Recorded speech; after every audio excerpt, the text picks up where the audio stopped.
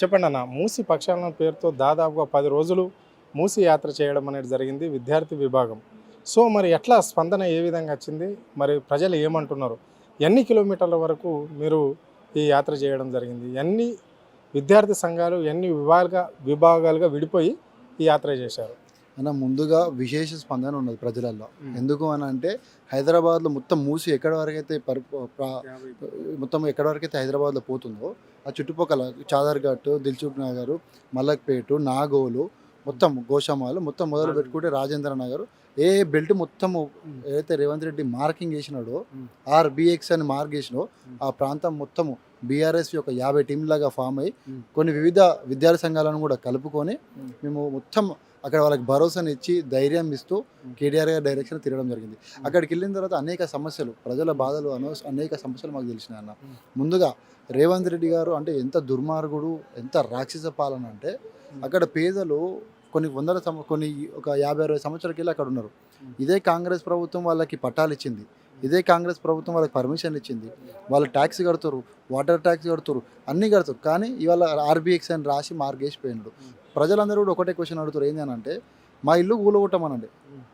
ఓకేనా, కూలగొట్ట ఫస్ట్ వాళ్ళ అన్న ఇల్లు కూలగొట్టమనండి. ఎఫ్టీఎల్ తిరుపతి అన్నది, తర్వాత ఈయనది రెడ్డికుంటలో ఈయన ఇల్లు ఉన్నది ఊర్లో, ఫస్ట్ ఆయన ఇల్లు కూలగొట్టండి. తర్వాత పొంగులేటి శ్రీనివాస్ రెడ్డి గారిది ఫామ్ హౌస్ ఉన్నది ఎఫ్టీఎల్, తర్వాత వాళ్ళ ఎమ్మెల్సీ మహేందర్ రెడ్డి గారిది ఉన్నది. సో వీళ్ళందరిది కూలగొట్టిన తర్వాత ఫస్ట్ పెద్దోని తలకి కొట్టినాక తర్వాత పేదోని దగ్గర రమ్మని చెప్పేసి ప్రజలు అడుగుతారు. ప్రజలే కాదు, మేము కూడా అదే డిమాండ్ చేస్తున్నాం. రైట్. మరి ఇప్పుడు విద్యార్థి సమస్యల మీద ఎప్పటికప్పుడు బీఆర్ఎస్వి లేవనెత్తే ప్రయత్నం చేస్తుంది. మరి స్కాలర్షిప్ల విషయం ఎంతవరకు వచ్చింది? అది ఫీజు రిమెంబర్మెంట్ విషయం ఏంటి అన్న? 8,000 కోట్లు పెండింగ్ ఫీ రియంబర్స్మెంట్ ఉన్నది తెలంగాణ రాష్ట్రంలో. దీనికి బాధ్యత వహిస్తున్న ముఖ్యమంత్రి ఇలా విద్యాశాఖ మంత్రిగా వ్యవహరిస్తున్నాడు. రాష్ట్రంలో ఎంత దిగజారిన పరిస్థితి ఉందంటే 2 రోజులు అయితే డిగ్రీ స్టూడెంట్స్కి ఎగ్జామ్స్ వస్తున్నాయి. మళ్ళీ ఆ ఎగ్జామ్స్కి హాల్ టికెట్ ఇవ్వాలంటే స్కాలర్షిప్లు పడితేనే కాలేజ్ కూడా హాల్ టికెట్ ఇస్తాడు. తర్వాత కొంతమందివి డిగ్రీ అయిపోయినది, బీటెక్ అయిపోయినది, వాళ్ళకి సర్టిఫికేట్లు కాలేజీలోనే ఉన్నాయి. ఎందుకు? పెండింగ్ స్కాలర్షిప్లు ఉన్నాయి అని చెప్పేసి. ఈ రేవంత్ రెడ్డికి కాంట్రాక్టర్లకి కమిషన్లు తీసుకొని బిల్లులు ఇవ్వడానికి రేవంత్ రెడ్డి దగ్గర డబ్బులు ఉన్నాయి, ఖజానా ఉన్నది. కానీ స్టూడెంట్స్ అందరూ కూడా చదువుకుంటే ఎస్సీ, ఎస్టీ, బీసీ పిల్లలు అక్కడ చదువుకుని వాళ్ళ స్కాలర్షిప్లు ఇచ్చి మేము డిగ్రీ అయిపోతే ఉద్యోగాలు తీసుకుందామని అంటే వాళ్ళకి ₹1 కూడా రిలీజ్ చేసేయాలన్న. అందుకే దానికోసము బీఆర్ఎస్ ఆధ్వర్యంలో మొన్ననే హైదరాబాద్ కలెక్టరేట్లో రిప్రజెంటేషన్ ఇచ్చినాం. దాదాపు తెలంగాణ రాష్ట్రం మొత్తం కూడా హైదరాబాద్ బీఆర్ఎస్ అధ్యక్షుడు ఆదేశాల మేరకు మొత్తం ప్రతి ఒక్క కలెక్టరేట్ కూడా ఒక రిప్రజెంటేషన్ ఇచ్చినాము. నెక్స్ట్ డే ఏం చేసినాము, హైకోర్టు చీఫ్ జస్టిస్ గారికి పోస్ట్ కార్డులు రాసినాము. అందరూ కూడా మా స్కాలర్షిప్లు ఇవ్వండి అని చెప్పేసి 1,00,000 పోస్ట్ కార్డులు పంపించినాము. ఇవాళ అన్ని కాలేజీలు కూడా దానికి నిరసన తెలియాలని చెప్పేసి బంద్ చేసినాం. ఇలా మేము బంద్ చేయాల్సిన అవసరం లేదు. ఇలా విద్యార్థులు వాళ్ళంతా వాళ్ళే సెలవు ప్రకటించుకొని మాకు మద్దతు తెలిపినారు. అంటే రేవంత్ రెడ్డి ఎందుకు ఇంతగానో ఇబ్బంది పెడుతున్నాడు? విద్యార్థి లోకం అంటే ఎందుకు అంత చులకన రేవంత్ రెడ్డి గారికి? ఇవాళ విద్యార్థి దశ నుండి ఇవాళ నాయకులు ఉడతారు, విద్యార్థి దశ నుండి ప్రశ్నించే తత్వం వస్తుందని అతను పసిగట్టుకొని వీళ్ళకి విద్యను అనేది ఆపేసినాం అనుకో, ప్రశ్నించడం ఆగిపోతుందని ఒక దుర్మార్గ పాలన ఇవాళ రేవంత్ రెడ్డి గారు చేస్తున్నారు అన్న. రైట్. మరి రాష్ట్రంలో చాలా విద్యార్థి సంఘాలు ఉన్నాయి. పీడిఎస్ ఉంది, ఎస్ఎఫ్ఐ ఉంది, ఏపీవీపీ ఉన్నది, వివిధ ఏఐటీసీ విద్యార్థి నాయకుల సంఘాలు ఉన్నాయి. కేవలం బీఆర్ఎస్ విద్యార్థి విభాగం ఎందుకు టార్గెట్ అవుతుంది రాష్ట్ర ముఖ్యమంత్రికి?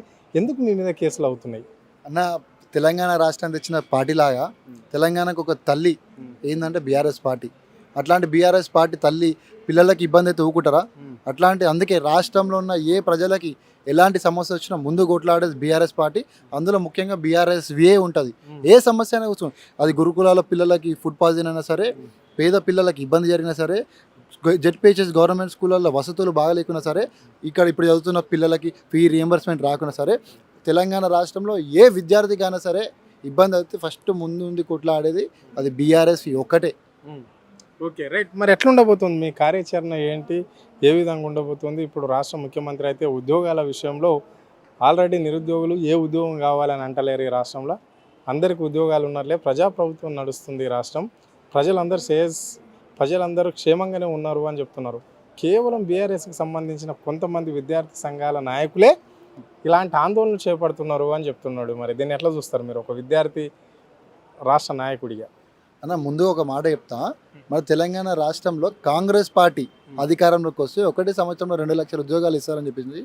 రాహుల్ గాంధీ స్వయంగా అశోక్ నగర్లో కూర్చొని చెప్తే విద్యార్థులు ఒకసారి అవకాశం ఇద్దాము, అప్పటికే నమ్మలేరు, అవకాశం ఇద్దాము అని చెప్పి ప్రయత్నం చేశారు. ఇవాళ రేవంత్ రెడ్డి గారికి చెప్పు దెబ్బ కొట్టేది ఫస్ట్ విద్యార్థి లోకమే. ఎందుకు అని అంటే ఉద్యోగాలు ఇస్తా అని చెప్పేసి వాళ్ళని మభ్యపెడితే వాళ్ళ కాళ్ళకి బల్పం కట్టుకొని ఊరా తిరిగినారు రేవంత్ రెడ్డికి మద్దతు ఇవ్వాలని. ఇవాళ వాళ్ళే కాళ్ళకి బల్పం కాదు, ఇవాళ సైకిల్ కాదు, జెట్ స్పీడ్లో వాళ్ళే పోయి ప్రచారం చేశారు కాంగ్రెస్ పార్టీని ఓడగొట్టాలి, రేవంత్ రెడ్డిని కిందకి దింపాలని చెప్పేసి. ఇవాళ రాహుల్ గాంధీకి వచ్చే ముఖం ఉన్నదా? అసలు ఉద్యోగాలు ఎవరికి వచ్చినాయి అన్న? కాంగ్రెస్ పార్టీలో ఉన్న నాయకులకు ఉద్యోగాలు వచ్చినాయి. కాంగ్రెస్ పార్టీలో విద్యార్థులను ఉసుగొల్పిన బల్లమూరు వెంకట్కి ఎమ్మెల్సీ వచ్చింది, అద్దంకి దయాకర్కి ఎమ్మెల్సీ వచ్చింది, ఇవాళ రేవంత్ రెడ్డికి ముఖ్యమంత్రి వచ్చింది. వాళ్ళ పార్టీలను నమ్ముకున్న నాయకులందరూ కూడా ఎమ్మెల్సీలు, ఎమ్మెల్యేలు, ఎంపీలు అయినారు. అని మా విద్యార్థి లోకం మాత్రం అదే అశోక్ నగర్లో ఇలా రెంట్లు కట్టుకుంటా, కిరాయిలకు ఉంటూ, హాస్టల్లో తిండక ఎండ కట్టుకొని అక్కడ నిలబడి అలా మాకు ఉద్యోగాలు ఎప్పుడు ఇస్తారని చెప్పి వాళ్ళు వెయిట్ చేస్తున్నారు. నిన్న చేసిన బలమూరు వ్యాఖ్యలను, హరీష్ రావు పైన చేసిన మాజీ మంత్రిపై, బీఆర్ఎస్ మంత్రిపై చేసిన వ్యాఖ్యలను మీరు ఎట్లా చూస్తారు? ఎమ్మెల్సీ బలమూరు వెంకట్ వ్యాఖ్యలు. అన్న ఒక విషయం చెప్తానా, హరీష్ రావు అనే క్యాండిడేట్ రాష్ట్రంలో శక్తి.